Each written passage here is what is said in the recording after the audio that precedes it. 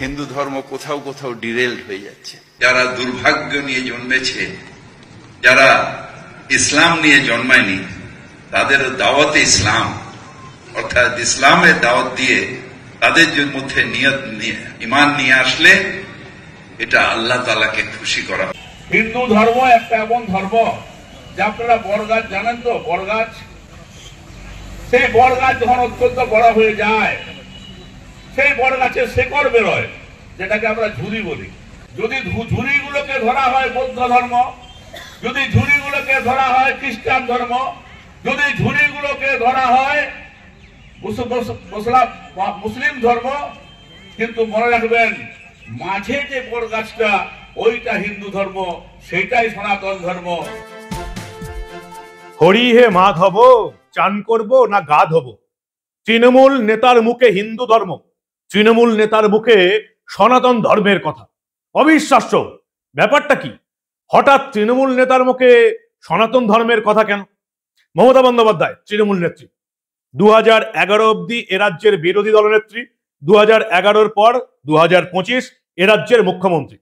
যারা মমতা বন্দ্যোপাধ্যায়ের বিভিন্ন কমেডি বাক্যবান দেখেন, সরস্বতী পুজোর মন্ত্র, দুর্গাপুজোর মন্ত্র, লোক হাসানি, মিম, কমেডি, বিভিন্ন রকমের হাস্য রস তিনি পরিবেশনা করেন, সেটা দেখে যারা ভাবেন মমতা বন্দ্যোপাধ্যায়ের রাজনৈতিক বুদ্ধি একেবারেই নেই, তারা মূর্খের স্বর্গে বাস করছেন। মমতা বন্দ্যোপাধ্যায়ের মতন ধুরন্ধর রাজনীতিবিদ, বুদ্ধিমান রাজনীতিবিদ শুধু এই রাজ্য কেন, এই ভারতবর্ষেও অত্যন্ত কম জন্মগ্রহণ করেছেন। কেন বলছি এত বড় কথা? মমতা বন্দ্যোপাধ্যায় এবার যে ভয়ঙ্কর রকমের খেলাটা খেলছেন আগামী ভোটের দিকে চিন্তা করে, সেটা এই রাজ্যের সমস্ত বিরোধী দলের নেতাদের, বিশেষ করে বিজেপির নেতাদের নতুন করে ভাবতে হবে। হিন্দু ভোট এক হওয়া ঠেকাতে মমতা বন্দ্যোপাধ্যায় একদিকে হিন্দু নেতাদের দিয়ে মুসলমান ধর্মের, মুসলিম ধর্মের বিরোধিতা করাচ্ছেন, মুসলিম ধর্মকে অপমান করাচ্ছেন, অন্যদিকে মুসলিম ধর্মের নেতাদের দিয়ে হিন্দু ধর্মকে অপমান করাচ্ছেন। ভয়ঙ্কর প্ল্যান। ঠিক কি কি হচ্ছে সবটা দেখাবো আপনাদের। আপনাদের তো আবার একেবারে হাতে কলমে চোখে আঙুল দিয়ে না দেখিয়ে দিলে বিশ্বাস হয় না। এই প্রতিবেদন শেষ অবধি দেখুন।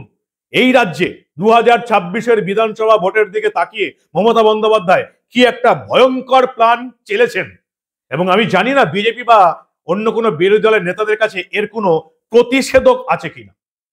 এই প্রতিবেদন শেষ অবধি দেখুন। আমি মানব, দ্য নিউজ বাংলায় আপনাদের স্বাগত জানাচ্ছি।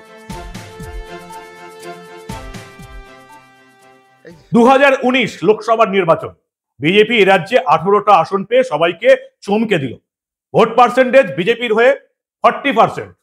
2024 বিজেপির আসন কমে গেল 18 থেকে 12, 6টা আসন কমে গেছে। Vote percentage 40-39। ওই একইভাবে গত এক দশক ধরে বিজেপির ভোট ব্যাংক এই রাজ্যে রয়েছে 39 থেকে 40%।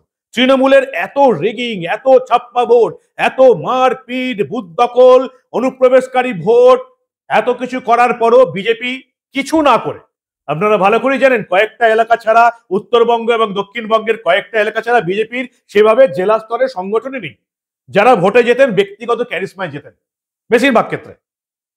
সেখানে দাঁড়িয়েও বিজেপি 2024-এর লোকসভা নির্বাচনে 39% ভোট পেয়েছে, এবং এই 39-40% ভোট ব্যাংক পুরোটাই হিন্দু ভোট ব্যাংক, সেটাও আপনারা জানেন। নতুন করে বলে দেওয়ার অপেক্ষা রাখে না। তৃণমূলের ভোট ব্যাংক 30 থেকে 33% সলিড মুসলিম ভোট ব্যাংক, 10% ছাপ্পা ভোট, রিগিং ফিগিং এরকম, এবং বাকি যেটুকু আছে লক্ষ্মীর ভান্ডার, ভাতা, এসবের লাভ যারা পাচ্ছেন তারা তো ভোট দিচ্ছেন। বিজেপির ভোট 39 থেকে 40% এত কাণ্ডের পরও। আর এবার 2026-এর বিধানসভা ভোট আর মাত্র 1 বছর আছে। তার মাঝেই বাংলাদেশ কাণ্ড, হিন্দুদের উপর নির্যাতন, আমাদের এখানে কিভাবে অনুপ্রবেশকারী ঢুকছে, জঙ্গি ঢুকছে, প্রতিদিন জঙ্গি ধরা পড়ছে, এসব দেখার পর এই হিন্দু ভোট যে এক হচ্ছে, কনসলিডেটেড হচ্ছে, সেটা আর বলার অপেক্ষা রাখে না। 2024 বিজেপির আসন সংখ্যা কমেছে, কিন্তু পুরসভাগত অর্থাৎ শহরাঞ্চলে বিজেপির ভোট বেড়েছে, যেটা চিন্তায় রেখেছে মমতা বন্দ্যোপাধ্যায়কেও। শহরাঞ্চল থেকে গ্রামে ছড়িয়ে পড়তে খুব একটা বেশি সময় লাগবে না, আপনারা জানেন। এবং বাংলাদেশ কাণ্ডের পর এই হিন্দুত্বর যে আন্দোলন, সেটা আরো জোরদার করেছে বিজেপির নেতারা।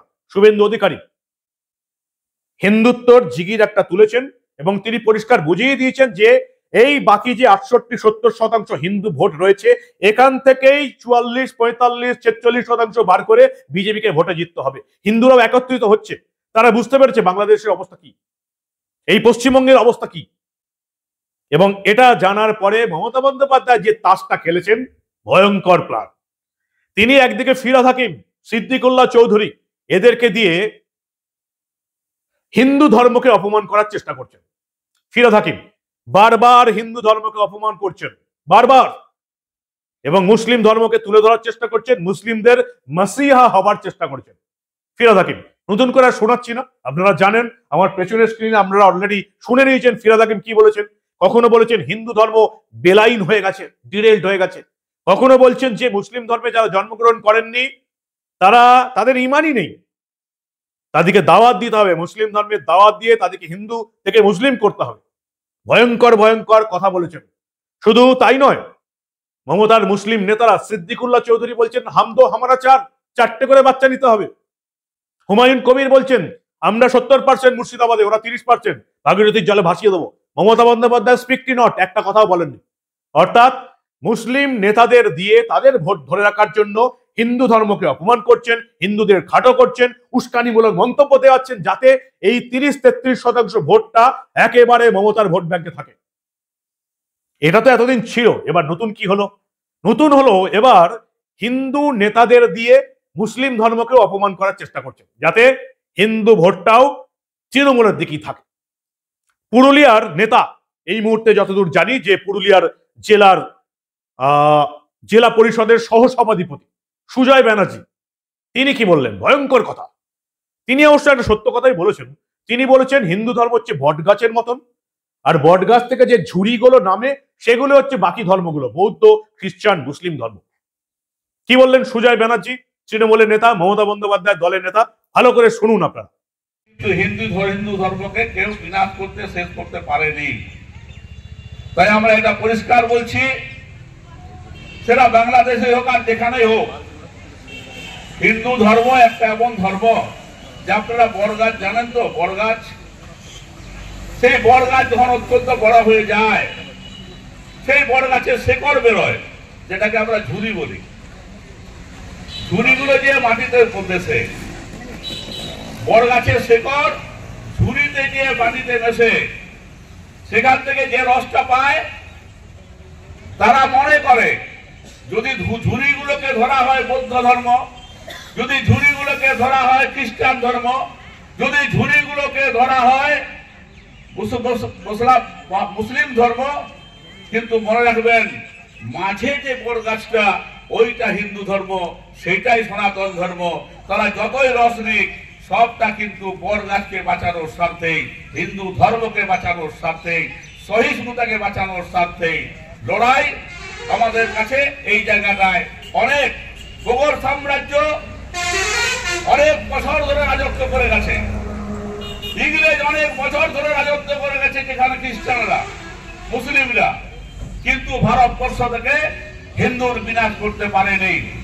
তাই আজ যারা নতুন নতুন রূপী হিন্দুরা যারা উস্কানিমূলক গল্প গাইছে, তাদের কাছে আমি শুধু একটাই বলবো, হিন্দু সহিষ্ণুতায় বিশ্বাসী, হিন্দু মানুষের সাথে মানুষের ভালোবাসায় বিশ্বাসী। সুজয় ব্যানার্জি যথেষ্ট বিতর্কিত কথা বলেছেন এবং এখানে মুসলিম ধর্মকে অপমান করেছেন, এটাও বলা যেতে পারে।